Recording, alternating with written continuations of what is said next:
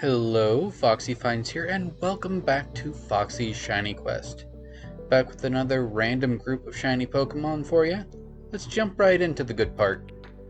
Meowstic. We had several Pokemon with gender differences, but this is the first one that actually has a different moveset depending on if it's a boy or a girl. Male Meowstic are more supportive, and female Meowstic are more offensive. This is true for both their personality and their attacks. Regardless of gender, these Pokemon have powerful psychic powers that emit from their ears, which is why they tend to keep them covered most of the time. On to Mightyena. Is it a dog or a hyena? It's a Pokemon, so it's a bit of both. Mightyena have always been a pretty solid choice of a physical dark type user. It would be a crime if it didn't have access to moves such as Bite, or Crunch, or Howl, or Snarl. This Pokemon does feel a little bit like a copy of a previous dark type canine that we got, but I'll excuse it.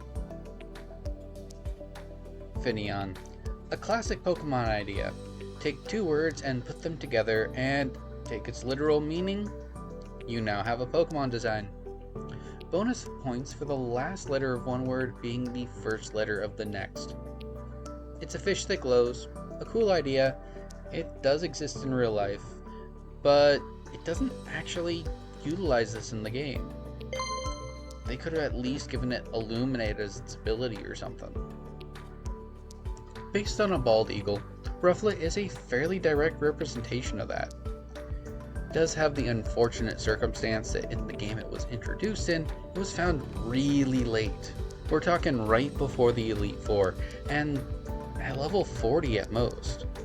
This Pokemon evolves at level 58, so that means it's either going to be too weak to use by being unevolved, too low level, or you level it up and evolve it, and now it's overpowered. Many late game Pokemon in Black and White suffered from this same issue. It's best to save it for post game, honestly.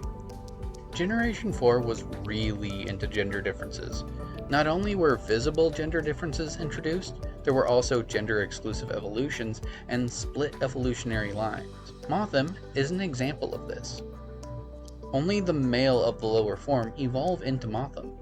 Unfortunately, this Pokemon is more known for its female counterpart and its unique circumstances.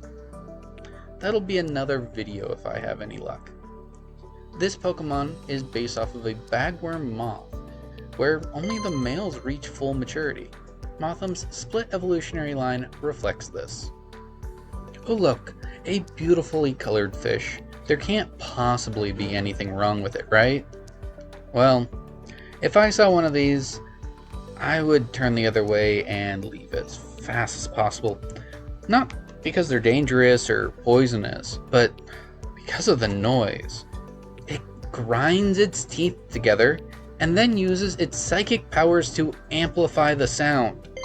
It's like if Game Freak made a Pokemon that had nails and carried around a chalkboard. I'll take the Victory Bell scream over this. Lastly, Dusclops.